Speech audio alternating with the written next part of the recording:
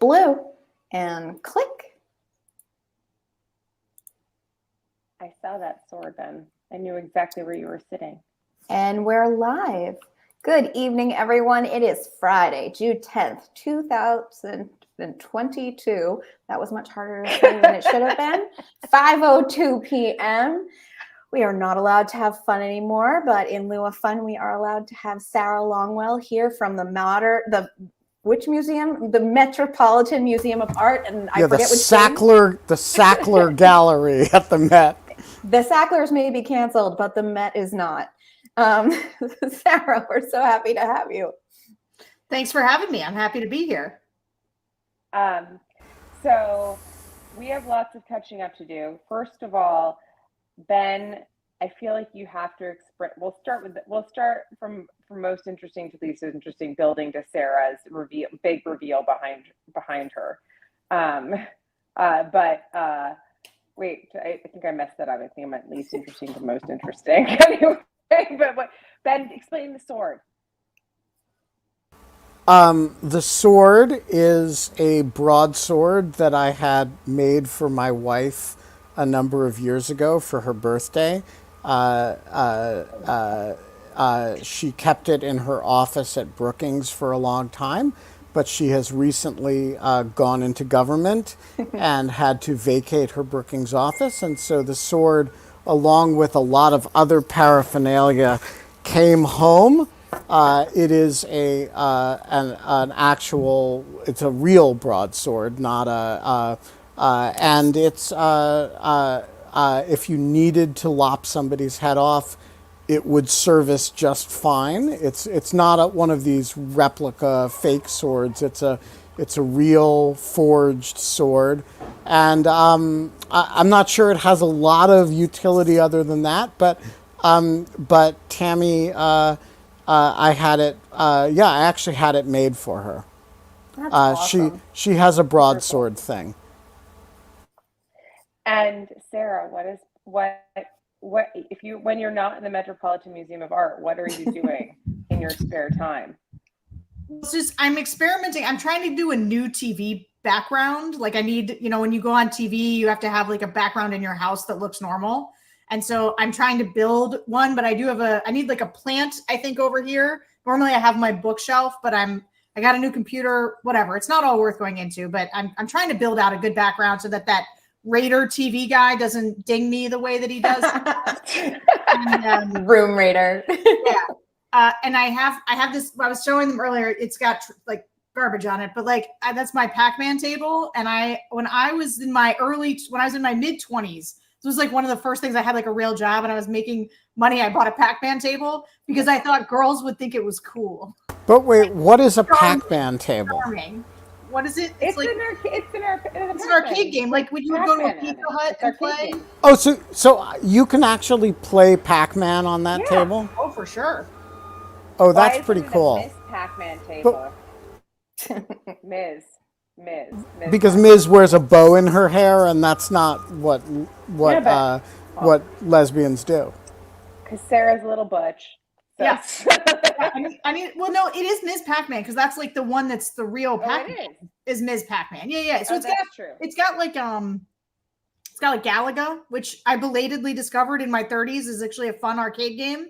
And Donkey Kong and all that stuff. It's just like what you would play if you were at a pizza parlor. So I remember this stuff from when I was like a child. You're still young, Sarah Longwell, although you pretend in your secret podcast to be like going to your 20th reunion at Kenyon and stuff. We all know you're still, in your early 40s. Rather than actually a mature in your 50s adult. And so you don't remember going to the arcade to play Pac-Man and later Ms. Pac-Man, which was the sequel to Pac-Man. The original Pac-Man was the dude. Yeah. But nobody liked that game apparently because Ms. Pac-Man became the dominant force. And also I went to Ms. Pac-Man was better. Yeah. I remember this. You're wrong. I used to go to the arcade Yeah. all the time. Yeah. You get a I roll of also used to quarters, go to the arcade. go to the skating rink where they had the arcade. You put them in a sock. Yeah. You'd hit kids with them. Wow. All right, I have a bone to pick with you, Sarah Longwell. Oh, man. Ever since Okay, go ahead. we finished the French Village podcast, I don't see you anymore. Now, it used to be we had this weekly thing. We would get on, Friday morning. We would get on after you were done with the secret podcast. We would get on, what is that? It's some, not Zencaster, some other caster. And we would hang out with your colleague Priya Gata, who would record us, and we would shoot the shit. But now I get all my news of you through JVL. I'm feeling totally left out, and it's bad. And I'm just raising the issue, not saying you should do anything with it about it, but I'm feeling neglected here. I'm really sorry to hear that. That certainly is not my intention. If you would like to choose another foreign 8-season television show so that we can, rekindle that relationship, I'm down for that in 2026, maybe 2025. But it's not you, man. It's me. I am. There's so many things going on. There was a small window, Ben. I think I may have to record a weekly podcast with Tim Miller.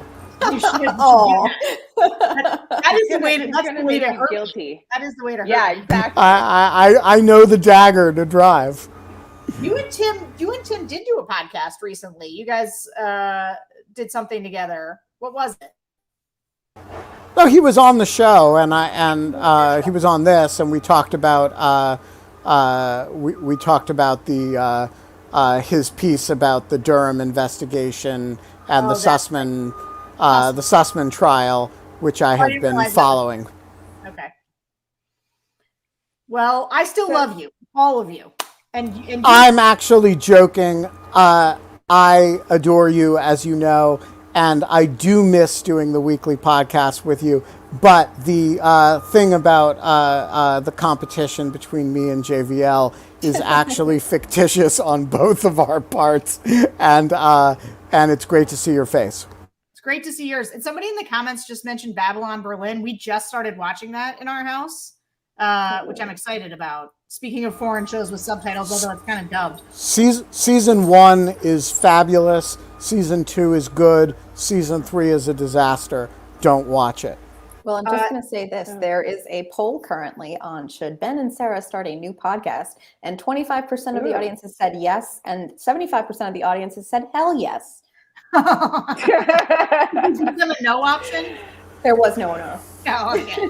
Well, if anybody has a democracy, a saving democracy show with multi-seasons that we should watch, I'm sure we are both. Have you heard of that? Yeah, but that's like one that people don't. They've all watched. They don't need a show about. I was joking. I know you were joking, KK. No, But we should. If people have got a How about The suggestion. Wire? That's uplifting. What? Also joking. Nothing. The Wire. Yeah, you should watch The Wire. Oh, The Wire. I've never seen it. Yeah, it's an. Oh my gosh! Really? Oh What a my gap. God! What? Really? Wow. It's a good one. Jeez. It is. I mean, I've so already good. done. I've already watched it like the whole way through 3 times, so I can't do that one. I've watched it like 7. Like I've like, For and sure. always skipping the one, always skipping the season with the kids, which I can't get through. I just can't. That's actually the best but- season, but it I is. hard. know. Well, no, it's not the best, but it's just heart wrenching. I just can't handle it. Mhm. You know me. I can't handle the rabbit dying. Like I killed. I didn't finish the French Village or the French Village because of Captain Carrot, the potential killing of Captain Carrot really sent Kate over the edge. And then actually the actual Jew killing totally sealed the deal. So I think that was kind of That was too much for me. I was just like, I couldn't deal with it at that point in time. I don't know how you guys made it through that show, given everything that was going on in the world. But anyways, Sarah, I was just really, really, really curious because I've been nonstop trying to catch up and consume news on the hearing yesterday. And I do the thing that I normally do, which is like read all of the headlines, read the Twitters, like do whatever, and then kind of feel smug about thinking that like maybe this will be the thing, or maybe this will kind of be some type of moment, and knowing that it really maybe probably won't. But and then went and looked at like Fox News, etc., and like just like there was just like nothing. Like it was nothing. Like they just like it was like it didn't exist. In fact, I was on the plane and I scrolled down and it was the 16th story in the queue behind, like, there's a dearth of lifeguards in America right now for the summer, and we're going to be in a world of pain in August. Like it's like literally was a story that ranked above the January 6th hearing. That and 4 ads for Fox and Friends gear. So I'm No just My Pillow. curious. What do you say? Yeah, no My Pillow ads. Yeah, I know. I was on the lookout for those. But I was just really curious. Like, have you been talking to people in your focus groups this week? What do you think their reactions are going to be? Do you think this is going to change anything? Or are we just kind of like, I don't know, like, is this just kind of more of the like, oh, Trump is toast, ha ha ha, like, I don't know. What do you think? Yeah, so let me just read you. So I had to go do something last night, but we did a focus group. So my team was doing it. So I got a text from our moderator. She said last night, so they did a group of Democrats under 30. We're doing a set right now of under 30 Republicans and Democrats. She texted me this. She said, over half the group didn't know there was a committee. Nearly all of them hadn't heard of the broadcast, and none of them said they would watch. Led to a big conversation about how they don't know how they would watch live because they don't have TVs. And so it's focus groups are good because they ground you in what really matters to people, and it takes you out of the bubble of all of us who are very obsessed by this, either obsessed by it in a good way, right? And like wanting to watch these hearings and get something meaningful out of them because there's been so little accountability, their threat is ongoing, and we want to see, that something happens, or the counter programming you're seeing on the right, which is some version of sort of studiously shouting squirrel, squirrel, look over there. Don't pay attention to this thing that exposes us for our callowness and our cowardice as we accommodated Trump all this time. Here's the thing though. When people say, will it change anything? I think they often mean, will it impact the midterms, right? I've done media about this going into the hearings for the last 2 weeks. Same question. That is, in fact, what I mean. Yeah. So every reporter is like, is this going to impact the midterms? And so I have an answer on this that I will give you, which is, look, this is a low salience issue for voters. We're 18 months out. If you ask in the focus groups, as we do, sort of what is concerning you, like what you hear, Democrat, Republican, it's inflation, it's gas prices, it's supply chain, it's COVID, it's that stuff. Nobody says democracy. Nobody says January 6th. Stipulated. That being said, right, the reason that Republicans are so nervous about, even though they don't want to admit it, the reason they're like, nobody cares, nobody's paying attention, is because they don't want people to care. They don't want people to pay attention. And they're worried that it could go from a low salience issue to a higher salience issue. And that's what nobody wants. And I think that, what I guess I wasn't sure how the hearings were going to go. I said, for this to make a difference, there's a couple things that have to happen. There needs to be some new information. They're going to have to be things that, you don't really like to talk about in terms of some drama, because you don't want it to, but you also don't want it to be performative, slick, to feel partisan. There's all these things. And so I was like, I don't know, what will it be like? I thought last night was incredible. I thought it was incredible for how sober it was, for what a good job Liz Cheney did in particular of laying out the facts in a very concise way. I thought she had just the right amount of sort of moral indignation when she put Republicans in the room for defending the indefensible and saying that, that would sort of haunt them morally. I think, what did she say? She said, what was the word she used? The dishonor will remain. Yeah, she said that yes, that they could Long do after whatever Trump's they gone.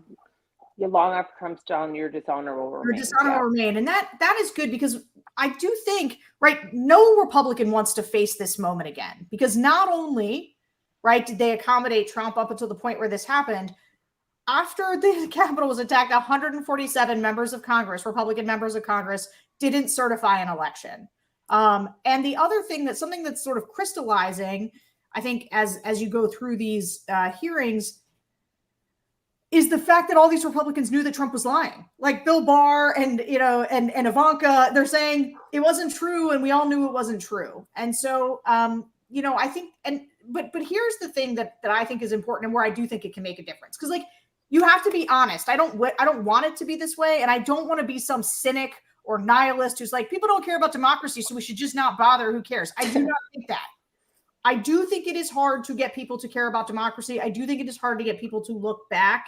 I think people feel like they know this story. They think it was a bad day, but they don't think it was like 9/11. It wasn't catastrophic. But it is always good for people to know the truth about what happened and for you to lay it out for posterity, because the truth really matters, and we should say that it matters. We should not be such diffident cynics that we lean back and say, well, no one cares. And like, so I'm going to have this detached cynicism about the relevance. Absolutely not. What Liz Cheney is doing is earnestly prosecuting a case, telling people the truth about what happened, making it count for history, making sure there is a record that people cannot squirm out of. And on the electoral piece, right now, not only are the vast majority of Republicans who are running in 2022 running on the same lie that drove the attack, right? They are. It's at the centerpiece of many of their campaigns. But people like Doug Mastriano, who is running for governor of Pennsylvania, he is the Republican nominee. He will appoint the Secretary of State who will count votes. He was at January 6th. He bussed people to January 6th. Carrie Lake, who is the presumptive nominee, she may not be, but she's currently the front runner in Arizona. These people are all election deniers. They run on the same lie. They support January 6th. They say that the people who are in jail for January 6th are political prisoners. Okay, can you use this to remind people of how bad it was and prosecute a case against Doug Mastriano? Can you use it to continue to accelerate a diminishment of enthusiasm for Donald Trump on the right? There's a lot of people Donald Trump is still the front runner for 2024.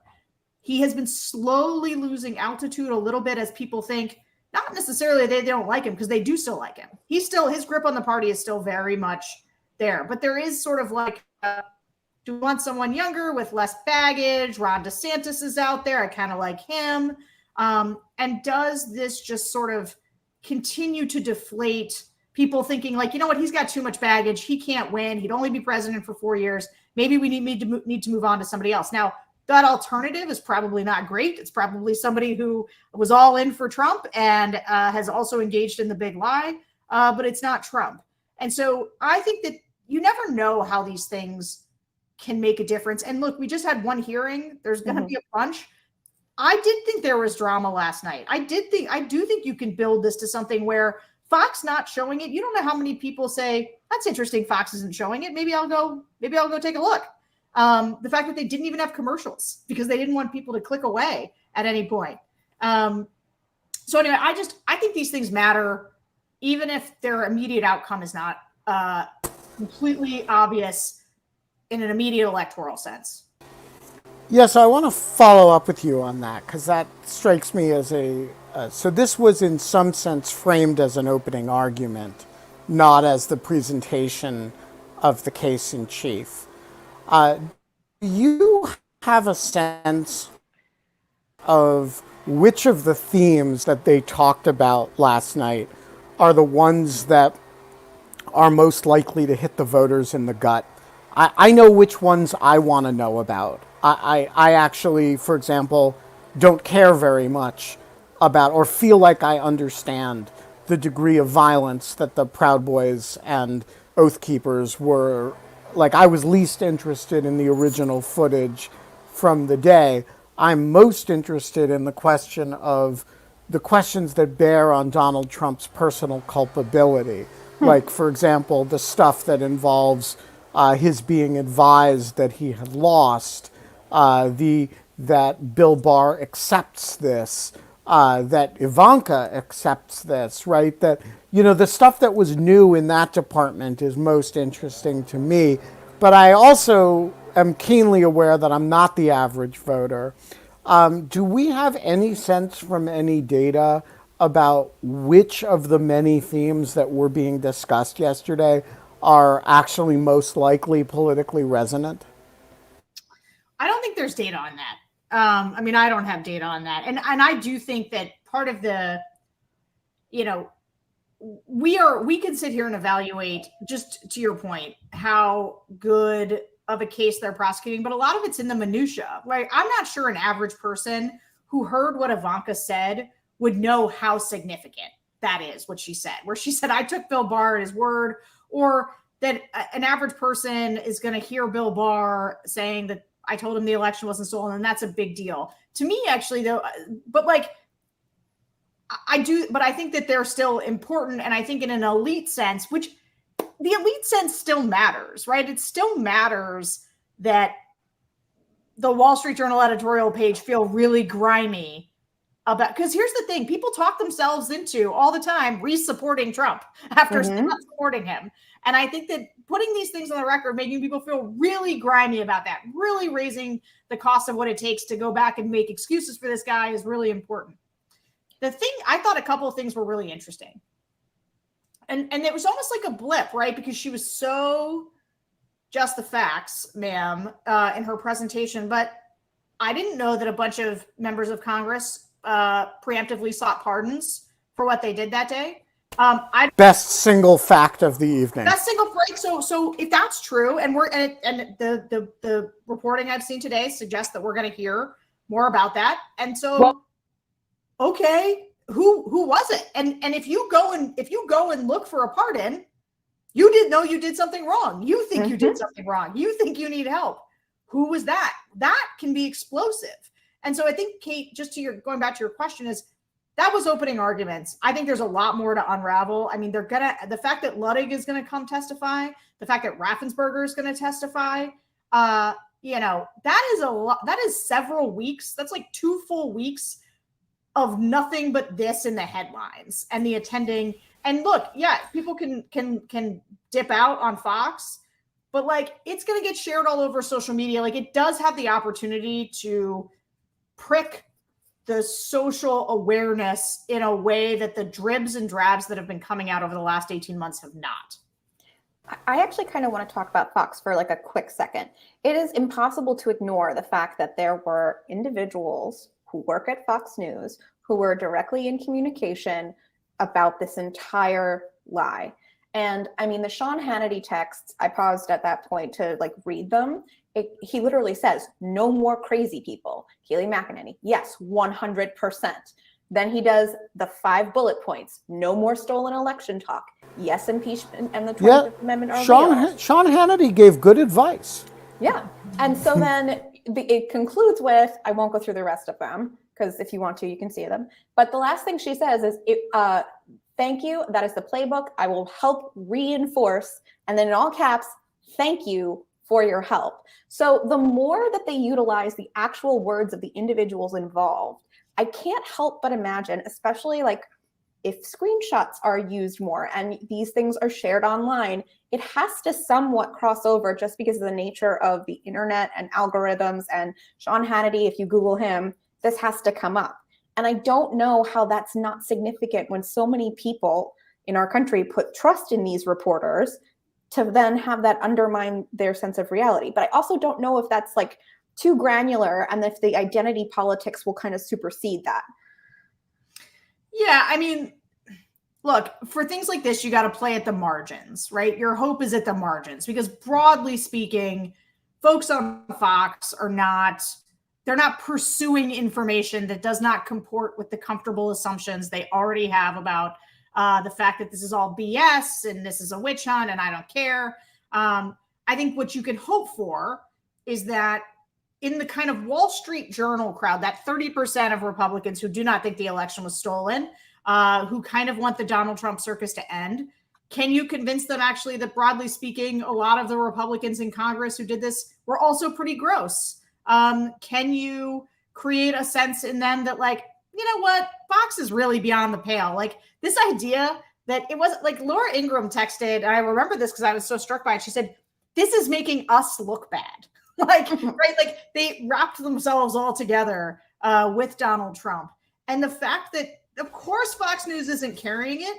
Fox News' primetime lineup is all going to be all over the evidence. That was going to be really... And just so that we're clear, Sarah, is your hypothesis that Rachel Maddow and Chris Hayes are regularly texting with the Biden White House, giving strategic advice and messaging advice, and saying the words "us" to mean the conglomeration of the Biden administration and the left of center media?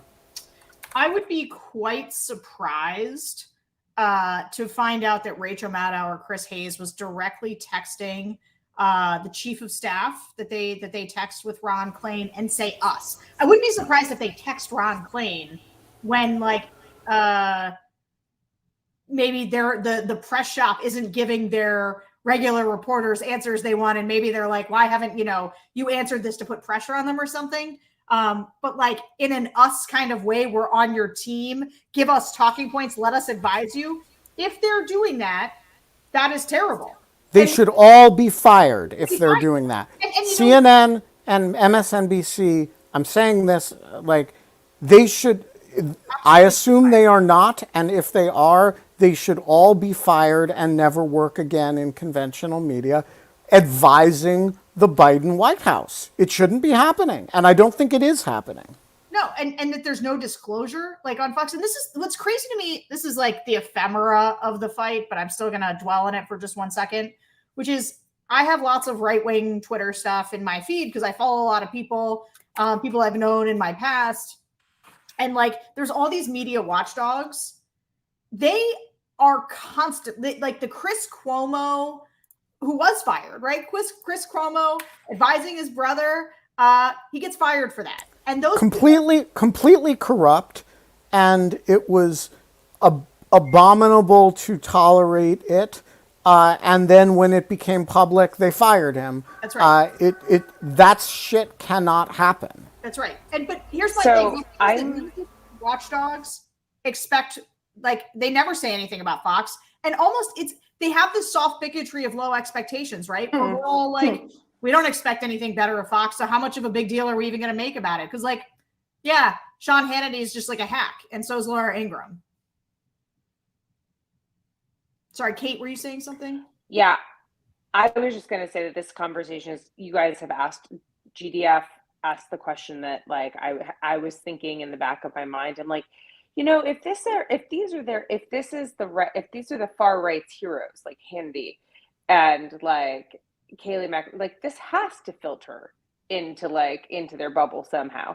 And so, like, this has to, and then Ben asked the follow-up that I'm thinking, which is just like, is this a world that does this happen on both sides? And so this was just like the conversation was perfect.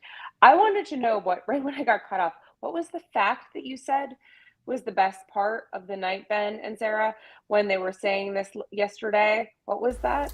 Single most interesting fact in the whole evening to me was that multiple Republican members of Congress had preemptively sought pardons from the White House. Now, there are very few reasons why you preemptively seek a pardon. All of them involve cognizance of some exposure to criminal process. And I hope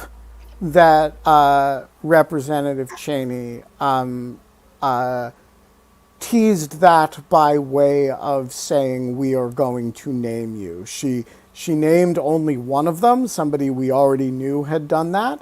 But I hope that the implication, she was very careful and I think subtle in some of her messaging last night. The reference to Kevin McCarthy being scared, I thought was a very elegant dig. She did a lot of signaling of evidence that she means to release. And I think that was one of them. She basically said, if you're one of those people, we're going to out you, and we have the goods. And so I think and I'm curious, Sarah, what you make of this. I think the significance of last night was not what they said last night. It was what they intimated that they are going to release over the course of, 6 or 7 additional days of doing this. And they basically said, here's the areas where we have the goods, and we're going to dribble them out in very dramatic ways over a protracted period of time. Yeah, I mean, when I say that it exceeded expectations, I said something earlier where I was like, we do sort of know the broad contours of this story. And so part of the question is like, what's new? What is dramatic? What captures headlines?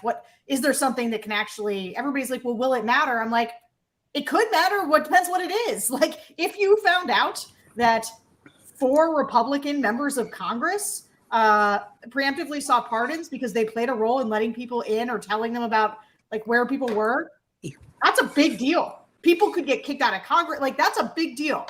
And so I think that's, and there was a lot of that potential drama kind of laid out. And I was just somebody was just texting me, Tim Miller actually was just sending me, we weren't sure what the numbers looked like in terms of viewership, but it looks like about 20 million people watched last night. And I think that the question that I would have asked, okay, so 20 million is pretty good. It's a lot of people. Do those numbers go up as it goes on, or do they go down? And I would say that last night, great question. Those numbers could, based on what it was, I would say the numbers go up because they did lay out something where like, I want to know who the members of Congress were. I want to know, more about X, Y, Z. I thought that the female cop, who is a tremendous hero, and also like Officer Edwards, beautiful to be she's just like a Capitol police officer. Like, she could be on TV. She was like this, and like she's telling this. She got knocked unconscious, got back up when she came to, went back to the line, stood in the line to keep them from breaching the Capitol, and then went and helped people medically. It's like I can't. And got hurt a second time. Got hurt a second time. She got gassed. She really had what we call a rough day. Yeah, Carolyn Edwards. Is that what we call it? She's incredible, but as compelling as that was, we did sort of know that. Like, we know that the cops got treated like garbage that day and were hurt and were overrun. And so, like, to me, that stuff is not compelling, but it's also not what I'm after. Because I am after the new stuff that we learn about who was involved and how. What was Donald Trump doing, and what evidence do we have of what he was doing? Like, those are the interesting questions. And I would say that they laid the predicate for answering a bunch of them in compelling ways. They did a little bit of that stuff, like Caroline, for people who haven't been paying attention and haven't heard all the testimony from cops. So I think it's fine. I'm just saying, for me, that's not what was interesting. What was interesting is what we're going to learn. Yeah, I really agree with that. I thought the extended detour on stuff that was elaboration of, but essentially duplicative of material that was presented at the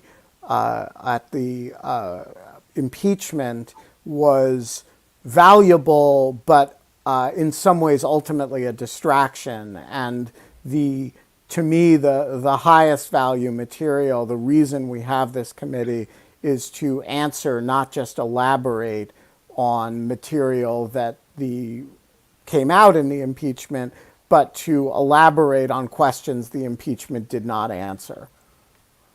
Well, John Bordeaux, you had a question that I thought was very timely for our conversation about signaling and norms. So, it's a shorter question. Okay, that makes sense. I'm glad you caught me before I start dicing onions because I don't look good at that. I heard the same thing, that let's leave cliffhangers so people want to tune in and find out what happens at second, third, fourth hearings. I also thought I heard her signaling that it is almost too late, but it is not the last minute if any of you want to actually start cooperating here. I don't know if that was a signal that way as well. Ben, I don't know what you think about that. I mean, I guess you're right that she did sort of say that she like registered the disappointment that some people hadn't testified and sort of left the door open. You're right. I'm not sure it was her or Benny Thompson who was doing that. Ben, do you remember? I think in different ways they both did. I think she dribbled out a bunch of "we know your names and we're going to tell your stories," and that was a very deliberate effort, I think. And to be clear, I have not spoken to her and her staff about this, but I assume that was a deliberate effort to say, your story is going to be told by us if you don't come answer questions about it. And, the best Proud Boys, the Proud Boys who come off the best in this are the ones who are, telling their story in depositions with the committee. I was there because the president invited me there, right? And so they're presenting a lot of material that is, not that there's any sympathetic Proud Boy in this, but that they're, different ones. You look better if you're, if you're telling your own story than if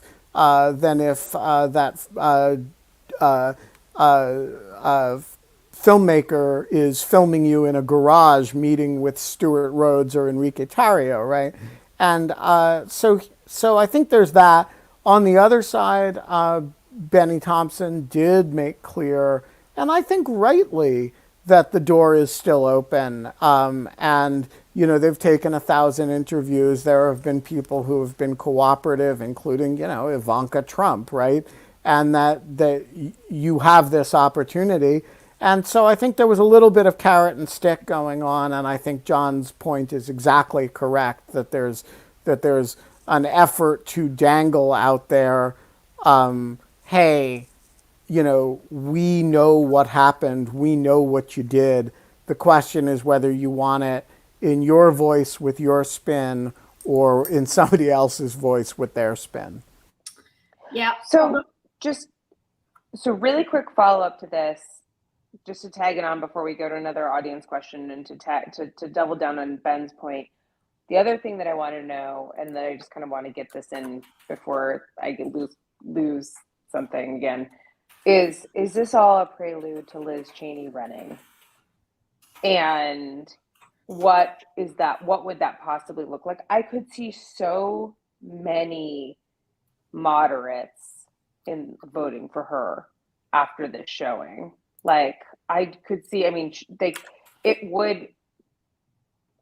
know. Like, anyways, I'm just curious what your thoughts are. Yeah. So here's the thing. I got bad news and then less bad news. So the bad news is that Liz Cheney's probably going to get just killed in her primary in Wyoming. I think, as you may know, we did a lot to help in the Raffensperger race, and there was sort of coalition of people marshaling resources and whatnot. There were a lot of people who were willing to crossover vote in Georgia. There were a lot of moderate Republicans. There was a governor who got 70%, 77% of the vote. You had a no-name challenger. Trump stayed out of the state because, he was so embarrassed by Purdue showing. That's not what's going to happen in Wyoming. There's only 600,000 people in Wyoming, and Wyoming ain't Georgia. Like, Wyoming is, and 6 of them are Democrats. Yeah, and like the people who are independent. Sometimes people are like, "Oh, there's all these independents. They're probably moderates." They are not. There are people who think that the Republican Party is insufficiently conservative or right wing or whatever. So I think that her chances are looking bleak. I haven't seen a poll yet. I focus grouped it. That was bad. I haven't seen a poll yet that doesn't have her down by more than, like, she's down by like more than 25 and just about all of them, like big numbers. So I think she's going to have a tough time in the primary. That being said, I do think she's going to run for president in 2024. I do. And I think that's what I was talking about. No, I know. I just that was my question. I wanted. Well, I know, but okay. So I wanted to preface it with the Wyoming thing because I sort of wish she wasn't going to do this. I wish she had like stepped out of it and said, you know what, I'm going to focus on the January 6th committee, and then she'd gone and run for president, because I think it's actually going to hurt her to run after like a catastrophic 20-point loss to Harriet Hageman. That being said, I think if she runs in 2024, I think that she would do it for the same reason she is being so conspicuous on this committee, because she believes that somebody should go prosecute this case against Donald Trump and Republicans. I don't think she's doing it because she thinks that there's a big constituency for her. Liz Cheney is the greatest public figure that I have seen in my lifetime doing a thing where she is on a kamikaze mission for democracy. And that doesn't mean that she didn't fail in a bunch of ways. I remember I know her sister some, lesbian Republican were very small. And you know, I remember when she was running for Congress the first time, she condemned her sister's lifestyle. And I thought that was one of the most horrible things I had ever seen. And you know what? She has politics. Actually, she's not a moderate. I'm a moderate. She's not a moderate. She's very conservative. I think she's wrong about a bunch of stuff.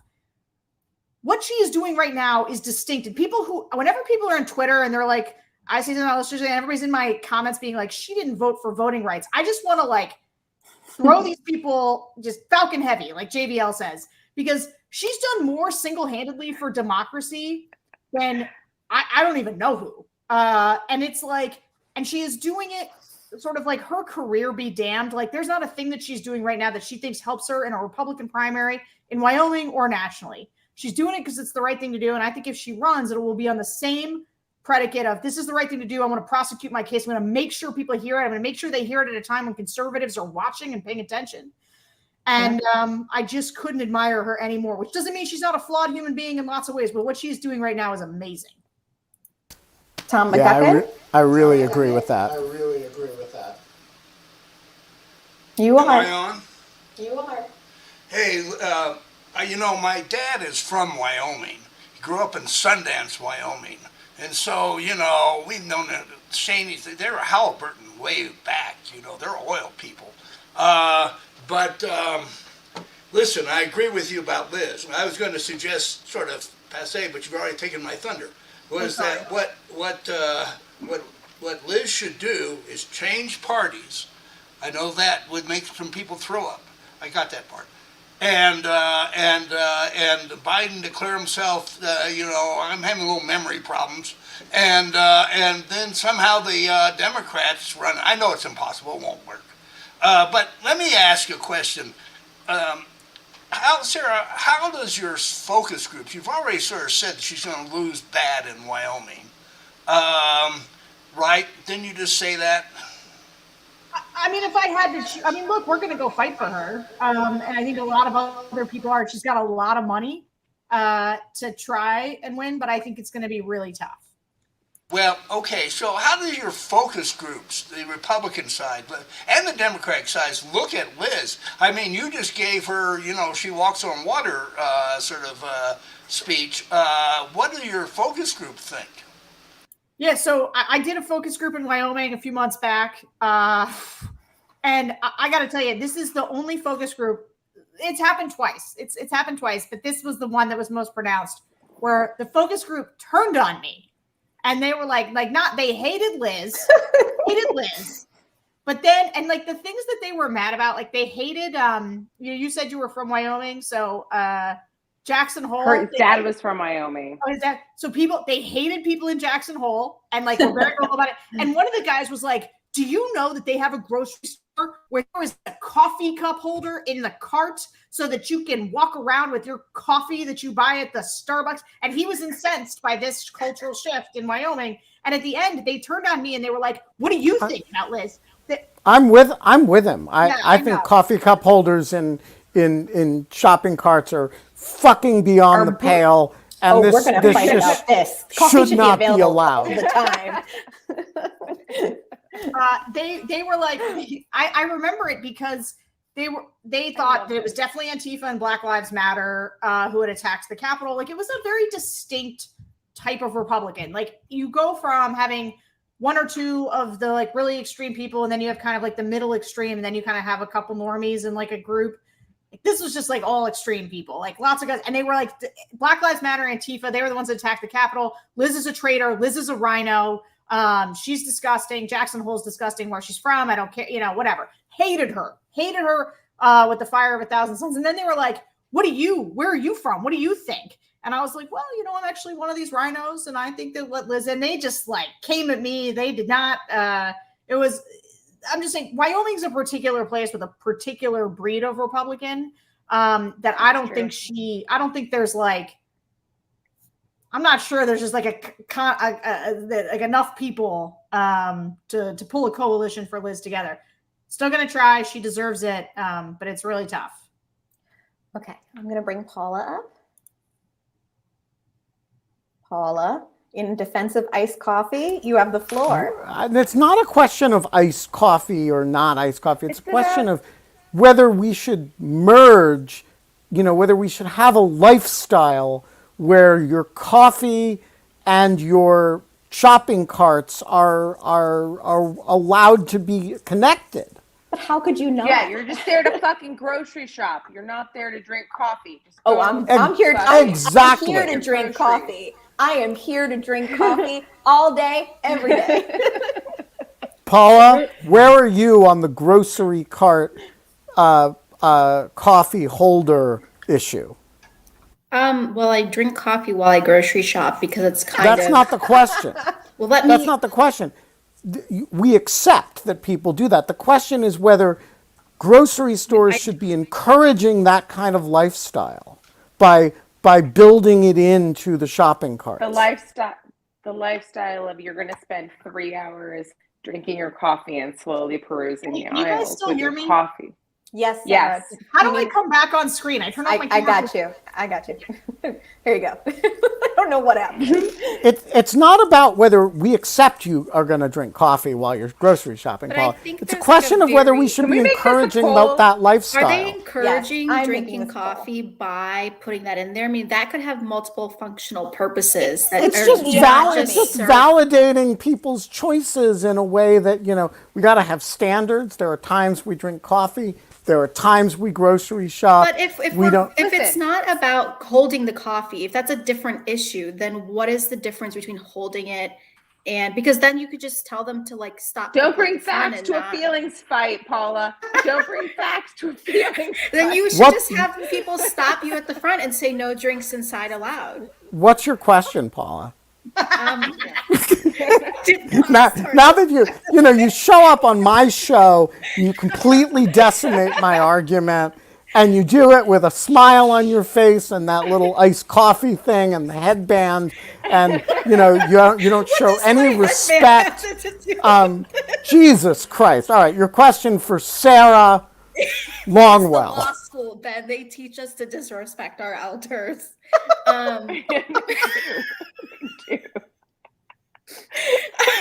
Okay, go So ahead. my question is, if you think Fox were to air the hearing, would it actually make a difference? And it's like one specific part Oh, that I good think question. is different for me because I'm in law school. I went to undergrad for this. I hope I'm somewhat intelligent and educated.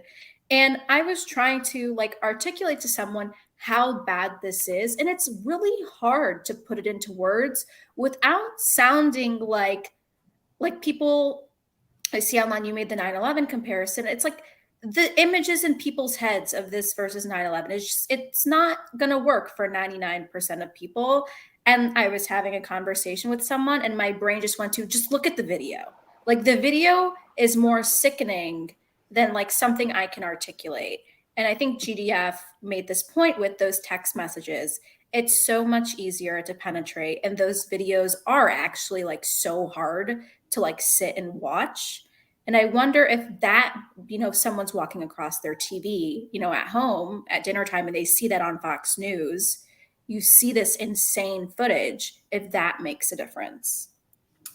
Yeah, so one of the things that I think is really important to understand about the way that this has been framed. So I don't know if you guys remember this, but there was original footage that came out after 1/6, and some of it was at different parts of the Capitol where the cops are actually taking selfies with people, right? And so one of the things I hear in focus groups all the time is people are like, well, it's unfortunate that people went in there. Like, they all know about it. They saw it happen in real time, or they saw clips of it, but they also their media sources changed the narrative, and they showed like an alternate reality, which is like the dude in the horns and like the guy sitting with his feet up in Nancy Pelosi's office. Like, while we see the chanting "Hang Mike Pence," while we see the attacks on the police officers, there is enough alternate video that you can construct almost a secondary narrative for a Fox News audience that leads them to say things. And this is all through the focus groups that were like, I don't think those were real people. I think they were Antifa and Black Lives Matter, and they were just carrying Trump signs to make us look bad.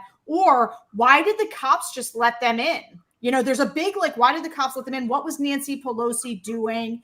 And like, if you haven't seen the footage, or you saw it once, but then you never saw it again, you only saw this other construct, that is a big part. And that's why Fox News doesn't want to air this version of the hearing, because this version of the hearing is going to lay out the facts, and they're going to show that the Congress people, we haven't seen it yet, but I guarantee you there's going to be footage of Republicans that day cowering because they thought they were being attacked and people were coming in. Like, the reason Ashley Babbitt got shot is they were trying to break the windows into the chamber. They were forcing their way into the chamber where people were like huddled down with each other. And I think one of the reasons this is like an underappreciated dynamic now in Congress is how pissed the Democrats are at Republicans, because they were all together that day, sheltering together that day, afraid together that day.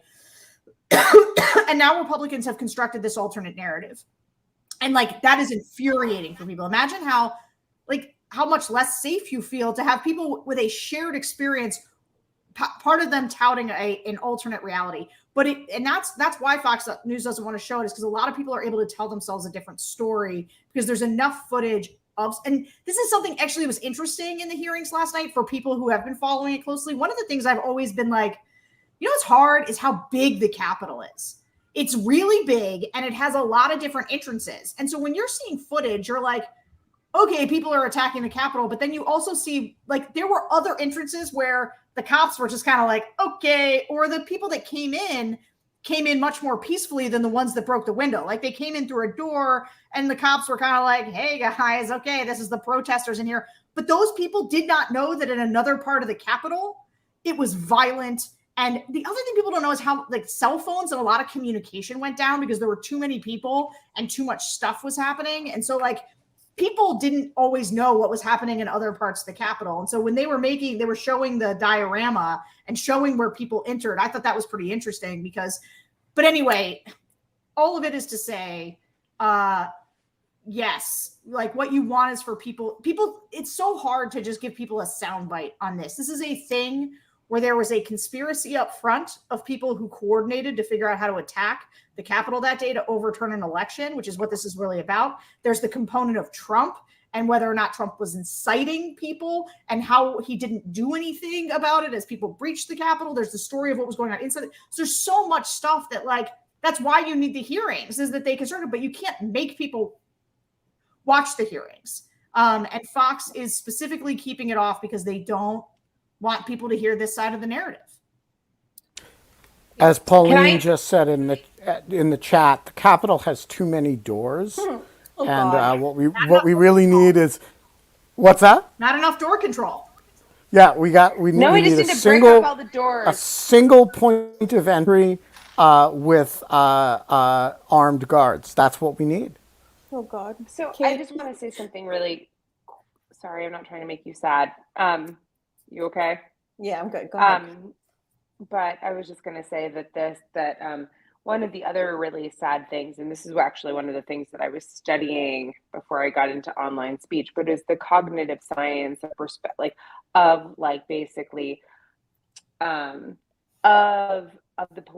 your politics, basically, and your normative values coloring the way that you view evidence.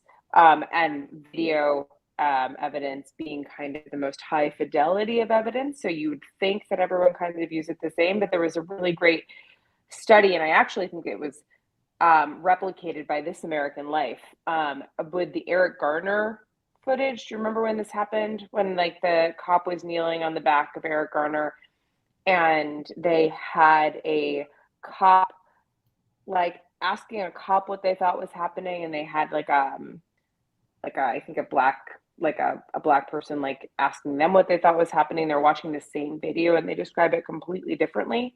And so I just think that these things, we think that they're objective. We think that like it's not even, and so I was just going to say, like, it's not even a question of editing. It's not even a question of like what you're seeing and everything that's explained to you. I think that at the end of the day, there is also just going to be, you're going to interpret everything through, and I actually remember having a talk with people that I'm very close to who are lawyers that were also watched the Eric Garner video and saw something completely different from what I saw and thought it was like reasonable. And I was just like, I couldn't understand how they saw that. I also have, that's kind of a traditional rule of evidence kind of problem. But anyways, like, this is what I'm trying to say is like, that's a bigger problem, and it's much more prolific than even getting Fox. Even if Fox aired this in Paula's scenario, Sarah, like, I think that there's like a solid chance that people would just still see like something completely different than what we think we're seeing. Yeah, I think that's right. I want to emphasize a point that I've said it a couple times, but I think I haven't said it as clearly enough. On this point about making a difference and raising salience, imagine you're a person who really thought what happened that day was bad, but it was a long time ago now, and you don't think about it very much, and your gas is $7 a gallon, and inflation's been really bad, and you're kind of a center-right person, and so you think Biden sucks, and like, you're frustrated. And then you're watching these because you're a politically interested person, and you're being prosecuted by Liz Cheney. That's the person that matters here, right? Because a lot of these are backsliders, people who voted for Biden. We talk to these flippers all the time in focus groups. They're politically interested, but they're not so plugged in like the way we would be, because who is like that? Because why do that to yourself? And they are the people where this kind of reminder of what it was and giving them additional information and treating it almost a little bit like the true crime that people are very primed to sort of digest and become horrified by. That is where I think it can make a difference. So I want to make sure that I don't leave this without making it clear that I think they're doing a very good job, and that I think they have the opportunity to reach enough people that it can certainly matter. And that even then, even though I believe that, it's also not exactly the point. Because the point is really to tell people the truth and to save it for posterity and to make sure we know what happened that day. I think that's a perfect place to end it. Oh man. Well, thanks for letting me go to sleep tonight. No, we're going to keep you up. That actually makes me feel better. Also, I'm just going to dream about playing Pac-Man with you. That's good. All right. That's Ms. Pac-Man to you, Kate Klonick. I know. We're going to be back on Monday at 5 p.m. Eastern Time. That is some hours and many minutes from now. Sarah Longwell, you are an incredibly wonderful, great American, as are you, Benjamin Wittes, as are you, Kate Klonick. I'm so delighted to spend some time with you guys. So happy Friday, everyone. Miss you and we are not allowed to have fun anymore, but in lieu of fun, Ben? We are allowed to have the results of an investigation presented to us through highly produced faux investigative hearings that are actually an amazing delivery device for truth and cutting through bullshit in the modern era. And so welcome to the latest iteration of congressional hearings. Now everyone go to the grocery store and drink your coffee.